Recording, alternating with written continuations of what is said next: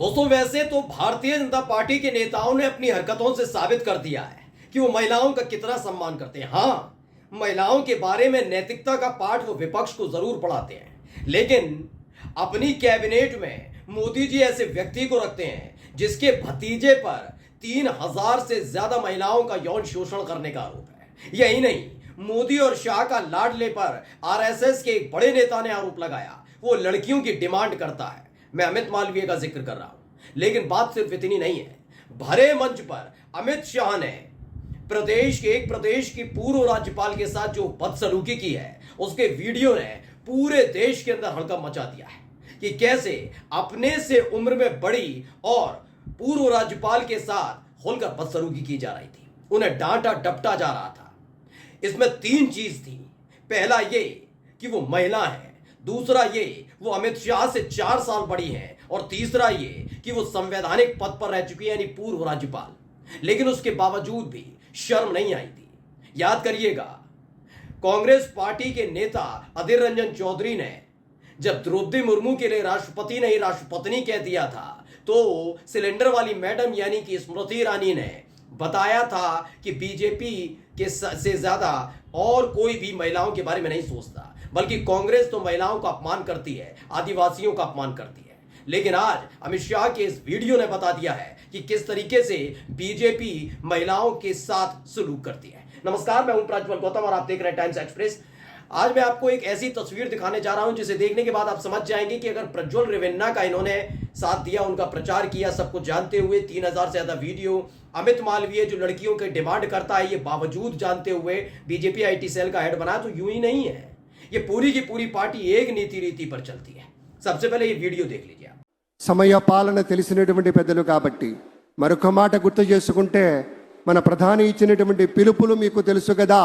నరేంద్ర మోదీ గారు ఎప్పుడు చెప్తారు, స్వచ్ఛ భారత్, ఆత్మనిర్భర్, బేటీ బచావో బేటీ పడావో ఇత్యాది పథకాలన్నీ కూడా మన రాష్ట్రంలో కూడా दूरदृष्टि కలిగిన। तो इसमें आपको एक महिला आती हुई नजर आ रही होंगी, वहां वेंकैया नायडू बैठे हैं और उनके बगल में अमित शाह बैठे हैं। अचानक से वो नमस्कार करके, सोचिए, नमस्कार करके महिला आगे बढ़ती है, तब तक इशारा करके अमित शाह उन्हें वापस बुलाते हैं।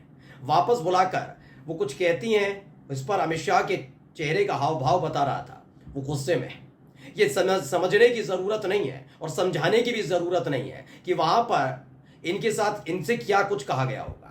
दरअसल ये है कौन, ये पहले आपको बता देता हूं। दरअसल ये पूर्व राज्यपाल रह चुकी हैं तेलंगाना की।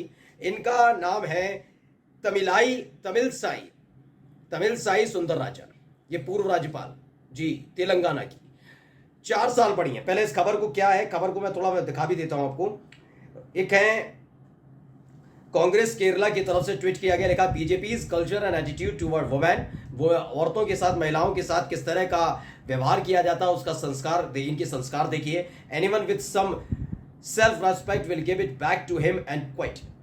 The doctor Tamilisai, BJP being a qualified doctor and former governor, you don't have to take such insults that too from a history sheeters।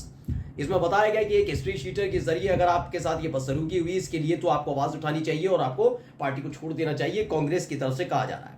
एक रोशन राय है, उन्होंने क्या लिखा है पढ़िए। अमित शाह की उम्र 59 साल है और तमिलिसाई सुंदरराजन की उम्र 63 साल है, यानी 4 साल बड़ी हैं वो, और साथ ही साथ फॉरनर गवर्नर रह चुकी हैं। किस स्टेट की, वो कौन सा है, तेलंगाना में बता देता हूं। तेलंगाना की पूर्व राज्यपाल रह चुकी हैं। Look at how shamelessly Amit Shah is talking to a former governor who is not only older than him in age but has been a governor.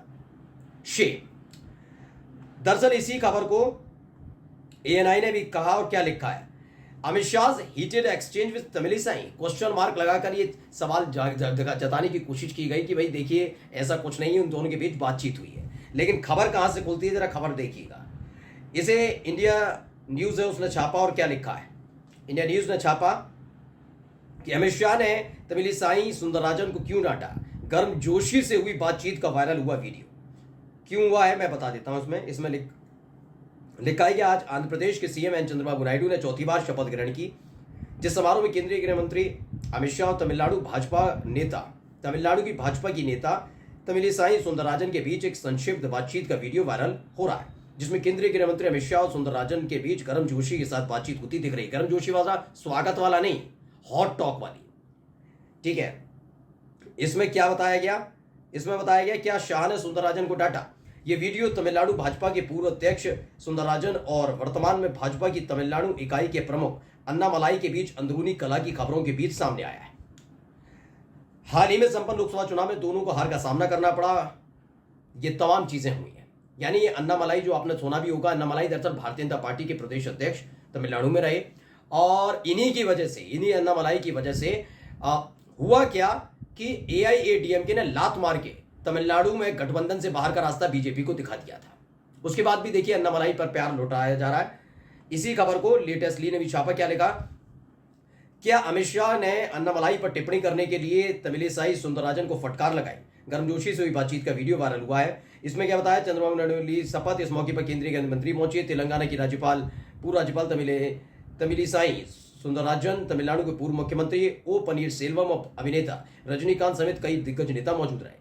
शपथ ग्रहण समारोह के दौरान जब तमिलिसाई सुंदरराजन मंच पर मौजूद वरिष्ठ नेताओं का अभिवादन कर रही थी, उसी दौरान अमित शाह ने उन्हें बुलाकर उनसे कुछ जरूरी बातचीत करने रखते हैं।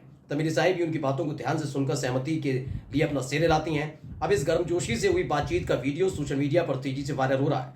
लोग अटकलें लगा रहे हैं कि अमित शाह ने तमिलिसाई को फटकार लगाई होगी क्योंकि हाल ही में उन्होंने अप्रत्यक्ष रूप से तमिलनाडु के बीजेपी अध्यक्ष के अन्नामलाई पर टिप्पणियां की थी। देखिए क्या होता है कि राजनीति में जब ये दिखता है कि कोई भी व्यक्ति, एक तो ये बहुत सीनियर है, अन्नामलाई सीनियर नेता नहीं है, जूनियर नेता है, प्रदेश अध्यक्ष जरूर रहे, लेकिन उनकी हरकतों की वजह से तमिलनाडु के अंदर बीजेपी का बेड़ा गर्क हुआ है, मानकर चाहिए। पहले तो होता ही रहा है कि तमिलनाडु में कभी कमल नहीं खिल पाया, लेकिन केरल जैसे राज्य में कमल खिल जाना और यहां ना खिलना, इसको लेकर बातचीत चलती है। दरअसल एआईएडीएमके इसी बात से नाराज था कि अन्नामलाई अंट-शंट टिप्पणियां करते थे और शायद इसी बात को लेकर जब हार हुई तमिलनाडु चुनाव में, ये भी हारी और अन्नामलाई भी हारे, तो उस पर उन्होंने कुछ टिप्पणियां कर दी थी। अब जब ये टिप्पणियां की जा रही थी तो आप आसानी से कर सकते थे। आप भाई देश के गृह मंत्री भी हैं, कद्दावर नेता भी हैं, आपको तो अंधभक्त चाणक्य कहते हैं, बीजेपी के नेता चाणक्य कहते हैं, तो आप बंद कमरे में बैठकर जब मीटिंग होती है उस दौरान बातचीत कर सकते थे। लेकिन सार्वजनिक तौर पर एक महिला का अपमान करना, मैं बार बार महिला का अपमान का जिक्र इसलिए कर रहा हूं कि महिलाओं के बारे में बहुत बड़ी बड़ी बातें करते हैं, बहुत बड़ी बड़ी बातें, लंबी लंबी डींगे हाँकेंगे, लेकिन क्या किया महिलाओं के साथ? महिला के साथ बदसलूकी की जा रही है, डांट रहे हैं आप, वैसे आप अंदर खाने बात करते हैं। क्या यही स्थिति अगर वहीं पर पलटकर तमिलिसाई सुंदरराजन इनको जवाब दे देती, कितना सा मुंह रह जाता है इनका?